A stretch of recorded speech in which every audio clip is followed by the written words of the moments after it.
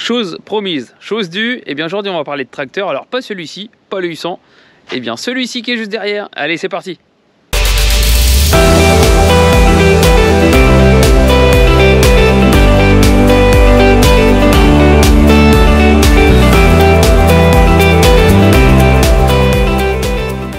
Salut à tous, j'espère que vous allez bien. Alors aujourd'hui, eh bien, je voulais vous présenter mon nouvel investissement. J'en ai beaucoup parlé ces dernières semaines, ces derniers mois.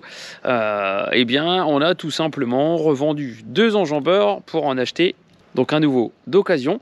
Donc eh bien, on a revendu le U70 qui faisait 90 chevaux, qui avait une bonne dizaine d'années. Et puis on a revendu également le tracteur 3 roues avec lequel je faisais beaucoup de travail du sol, qui avait plus de 20 ans. Donc on a remplacé les 2 tracteurs par celui-ci. Et eh bien je m'approche tout de suite. Donc vous l'aurez vu, eh bien c'est un Tecnoma T140 qui est donc d'occasion. Il a un petit peu moins 2500 heures. Donc j'ai eu l'occasion eh bien de trouver ça. Et en matière d'investissement, eh bien j'ai souvent raisonné avec de l'occasion. Et donc là, il n'y a pas beaucoup d'heures. Il est assez récent, il a seulement quelques années. Donc voilà, on va bien faire le tour et le comparer surtout avec ici avec le U100 qui fait 140 chevaux et celui-ci, donc le T, qui fait un peu plus de 150 chevaux, un petit peu plus gros, forcément plus récent, une motorisation complètement différente, et puis on va voir, il y a plein de choses de différentes, même si ils sont sensiblement avec un gabarit pareil. Vous allez voir, il y a des petites différences. Donc on va faire le tour des choses un petit peu particulières sur ce tracteur, et puis on ira ensuite à l'intérieur forcément de la cabine. Donc première chose, quand on les voit de derrière, on voit que c'est pas les mêmes gabarits. Le T140 possède un châssis un petit peu plus haut, une garde au sol un petit peu plus haute, et puis surtout il est chaussé avec des pneus un petit peu plus grands par rapport au 800.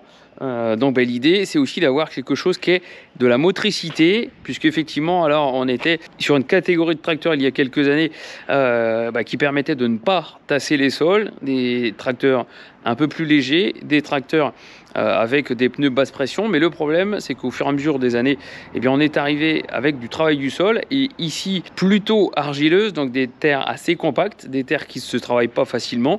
On se rend compte qu'on a besoin de motricité. C'est dans un premier temps ce qui m'a guidé pour choisir ce type de tracteur, avec d'une part de la puissance et ensuite de la motricité avec les pneus, pour comparer la différence de pneus ici. Donc il y a résolument une grande taille de différence, et puis même chose pour les pneus avant qui sont un petit peu plus hauts aussi.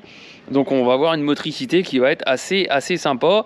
Je l'ai déjà essayé pour du travail du sol. Ça, je vous l'expliquerai un petit peu plus tard avec de nouvelles charrues notamment. Mais effectivement, il y a une grande différence. Il y a une grande différence déjà avec le U100. Mais alors imaginez justement avec un style U70 avec des roues à basse pression. Donc c'était les petites roues assez larges. Donc là, il y a une motricité qui est extrêmement intéressante. On a l'impression, effectivement, si on recule un peu, qu'il fait un petit peu plus gros. Mais il a pratiquement en tout cas la même longueur. On va s'approcher un petit peu. Voilà, donc si on le compare un petit peu, il y a je crois 10 cm d'écart. Et avec un rayon de braquage qui est quand même super intéressant sur celui-ci, on tourne. Donc il y a quand même une maniabilité qui est assez sympa, qui est assez même surprenante par rapport au gabarit du tracteur qui est un petit peu plus cossu. On a l'impression qu'il est un tout petit peu plus large, un tout petit peu plus long, un petit peu plus encombrant, mais il se manie super bien. Donc ça, c'est ce qui a guidé mon choix ici. Donc forcément, c'est un tracteur que j'ai essayé dans les derniers mois. Vous l'aviez vu, j'avais fait une vidéo, donc c'était bien celui-ci. Ce que j'avais essayé en tout cas m'avait convaincu par rapport à ce que je recherchais. Et puis ensuite, ce qui me guide également, c'est de rester sur la même marque pour que le matériel soit compatible. On a dans la simplicité en fait de tout le matériel, puisque je vais réadapter du matériel qui était sur le U100, je vais le réadapter ici. Je vais également réadapter les charrues, je vais réadapter pas mal de choses. Donc on a sur tout le plateau les mêmes gogues d'accroche. Donc par exemple ici, pour venir accrocher le matériel, un petit peu plus devant également. On a les mêmes porte-outils, c'est exactement les mêmes choses, un petit peu plus renforcés. Donc ici et puis ici.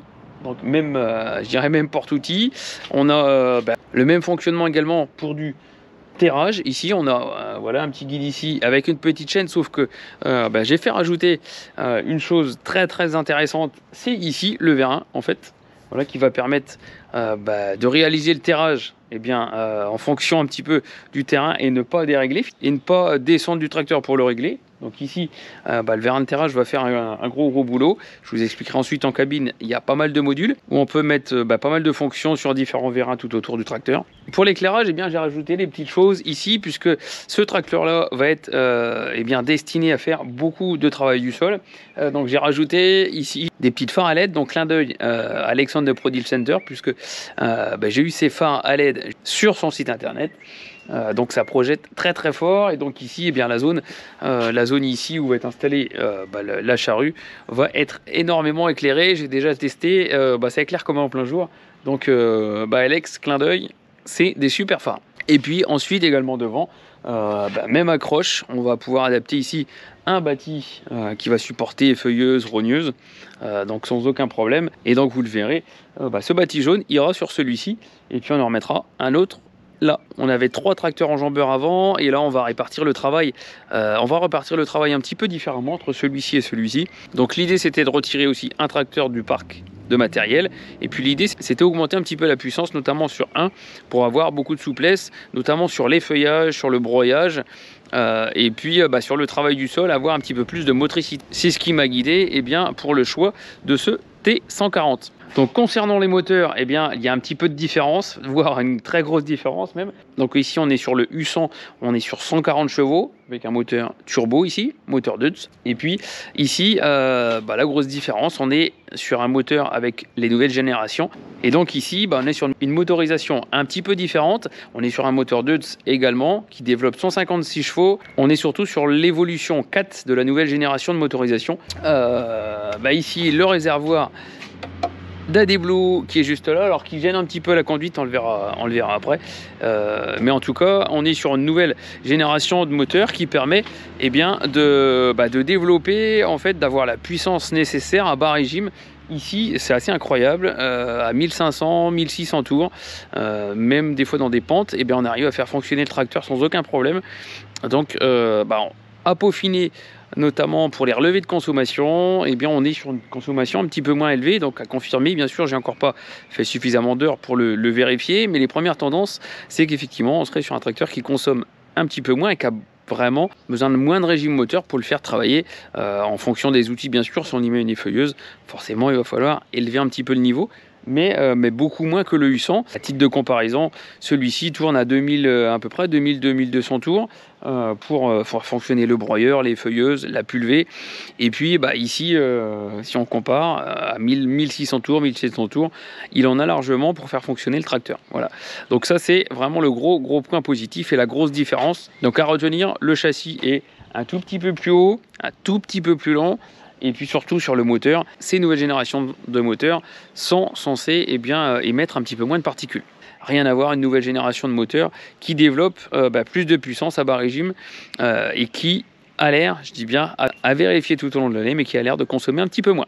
Voilà, donc le tracteur est 4 roues motrices en fonction de travail et 2 roues motrices sur la route. Donc pleine puissance, on peut rouler même assez vite, pas loin de 30 km/h sur la route. Donc il y a un gain de temps. Alors après, il faut monter un petit peu le régime moteur pour aller à cette vitesse-là. Mais ça peut aller bien plus vite que ici, le U100 juste à côté qui lui roule à 25. Quand on a roulé à 25, c'est déjà pas mal. Voilà, donc le tracteur est 4 roues motrices en fonction de travail et 2 roues motrices sur la route. Donc pleine puissance, on peut rouler même assez vite, pas loin de 30 km/h sur la route. Donc il y a un gain de temps. Alors après, il faut monter un petit peu le régime moteur pour aller à cette vitesse-là. Mais ça peut aller bien plus vite que ici, le U100 juste à côté qui lui roule à 25. Quand on a roulé à 25, c'est déjà pas mal. Voilà pour les caractéristiques du tracteur. On va monter maintenant en cabine pour vous expliquer un petit peu la technologie qui change pas mal du U100. Alors j'ai avancé un petit peu, on avait un gros rayon de soleil, donc on est arrivé dans la cabine. Donc il y a quelques petites choses qui changent un petit peu. Donc déjà la hauteur de cabine est un petit peu plus importante. On a une surface de carreau devant qui est un peu plus importante. Et puis on a une disposition, pareil, une longueur de vitre qui est un peu plus importante pour voir les porte-outils. Donc on va voir assez loin, c'est ce qui est assez sympa. Même chose, et bien l'autre côté, on voit vraiment la roue arrière en bas. Comme je vais faire beaucoup de travail du sol, je pense que je vais remettre justement sous le rétroviseur, je vais en remettre un autre qui va me permettre d'avoir une visibilité vraiment sur les outils de sol en bas et dans le rang de vigne. Ce qui est nouveau également, c'est la façon de reculer. Alors si je recule là, il va sonner forcément. Ici, il faut le décaler à droite, alors que sur le Luçon, il faut le décaler à gauche pour reculer. Donc petite différence. Quand on va sauter d'un tracteur à l'autre, je pense qu'on va s'en mêler un petit peu les pinceaux, mais bon voilà, on va s'y retrouver assez rapidement. Donc ici, sur le joystick, il y a les mêmes boutons, c'est la même approche. Donc ici, on a toujours nos boutons des fonctions V1. Donc si on prend par exemple les porte-outils ici, gauche, droite, et puis celui-ci, on relève les deux d'un coup. Donc là il y a une petite nouveauté, c'est que les boutons du bas sont un petit peu moins épais, et du coup ça permet de pas se tromper. On sait que voilà, celui-ci est plus grand, donc il a portée de main, donc je crois que ça va un petit peu mieux effectivement. Ici on a nos deux prises de force, puisqu'on a deux prises de force de disponibles. Prise de force plus gros débit avec son 35 litres minute à 300 bars, et puis la petite prise de force qui peut faire tourner par exemple les couteaux de la rogneuse avec 50 litres minute, là où c'est des petits moteurs où ça débite un petit peu moins fort en huile. Ici c'est la grosse prise de force, là la petite. Ici on a en fait un bouton, même chose que sur le U100. On a de quoi bloquer une roue arrière, gauche ou droite. On a un petit bouton ici, soit on monte soit on descend, qui permet d'activer une fonction. Voilà, donc ici grosse nouveauté juste devant le joystick, c'est qu'on n'a pas d'accélérateur. On l'a ici sur ce petit bouton. Voilà, donc petit bouton qui permet d'accélérer. Donc c'est assez pratique, puisque notamment par exemple quand on est dans une route de vigne, on peut pousser à fond le levier, et puis on peut ajuster un petit peu. Donc on verra la conduite. On a ici un choix de fonction de porte-outils, et puis ici on a une régulation de vitesse qui permet d'enregistrer la vitesse et puis de la laisser à la même vitesse toute la route, soit on monte soit on descend, mais c'est toujours à la même vitesse. On a ensuite ici tout un tableau de commande avec le frein, avec ici les prises de force qui sont là, là également les prises de force avec les débits, et puis ici vitesse travail, vitesse route. Et puis vous le voyez, grosse nouveauté en tout cas pour moi, deux consoles ici Isobus, donc régime moteur, voir si le tracteur a pas d'anomalie, la quantité d'AdBlue, la quantité de GNR, également la vitesse, donc pas mal de choses ici. Et puis tout en bas, ça ne concerne que les fonctions des porte-outils, et puis des choses que j'ai encore pas forcément approfondi, mais voilà, on est sur des choses un petit peu pointues, puisqu'on a aussi les débits de chaque prise de force. On peut enregistrer 10 fonctions différentes avec tous les vérins, donc il y a énormément de possibilités. Tout ça est enregistré ici. On peut préenregistrer par exemple, avoir des fonctions bien précises à les enregistrer en fonction des travaux, par exemple une rogneuse différente du travail du sol. Donc tout ça, ça s'enregistre ici. On choisit ici avec la petite molette notre travail, et puis donc on peut préenregistrer les commandes ici. Donc c'est assez pointu. Donc ça pareil, je vais mettre ça en main au fur et à mesure du temps. Mais voilà, grosse révolution en tout cas pour moi sur cette technologie. Comme ce tracteur ne fera pas de pulvée, on pourrait rajouter effectivement une fonction GPS, une gestion de la pulvée ici. Mais voilà, pour le moment, il ne fera que du travail du sol, de la rogneuse, de l'effeuilleuse, des choses comme ça, de l'épandage. Donc voilà, il n'y a pas forcément besoin. Mais en tout cas, il y a des possibilités assez intéressantes justement sur ces consoles.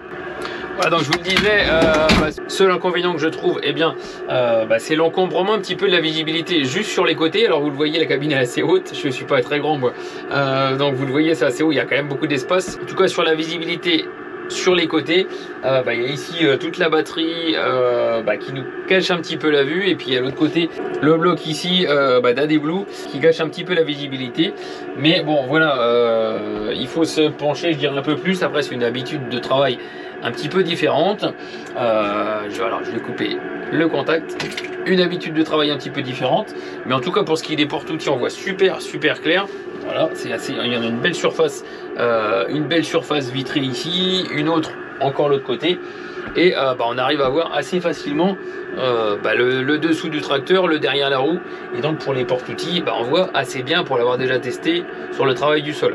Donc pareil, on est sur un siège pneumatique hyper intéressant qui absorbe vraiment bien les chocs. Donc ça me change un peu. C'était du pneumatique à côté sur le U100, mais ancienne génération forcément. Et là, on le teste quand on est dans les vignes et que ça saute un petit peu.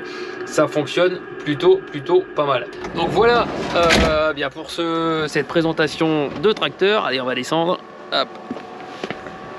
Donc voilà pour la présentation de ce tracteur. Très heureux de cet investissement d'occasion qui est vraiment très propre, qui tourne très bien. Je l'ai essayé un petit peu sur le travail du sol et je vous présenterai également une nouveauté que je vais essayer au cours de quelques passages de travail du sol. Donc je vous montre tout de suite. Voilà, donc il s'agit des charrues Clemens. Donc le type c'est le Radius et celle où vous l'avez vu au cours d'un poste. Je suis en train d'essayer ça. On a les bosselets qui sont toujours là. Mais je voudrais essayer un petit peu la différence de cette génération. J'entends beaucoup de choses, beaucoup de bonnes choses en tout cas sur ce matériel. Donc affaire à suivre dans les prochaines semaines, dans les prochains mois de cet essai de matériel. Voilà, je vous remercie de nous suivre sur YouTube. N'hésitez pas à laisser vos commentaires. N'hésitez pas à poser des questions. Il n'y a pas de problème, j'y répondrai. Moi, je vous donne rendez-vous dans une prochaine vidéo. Je ne sais pas de quoi on va parler. Mais en tout cas, merci de nous suivre. Allez, à bientôt. Ciao, salut, bon dimanche.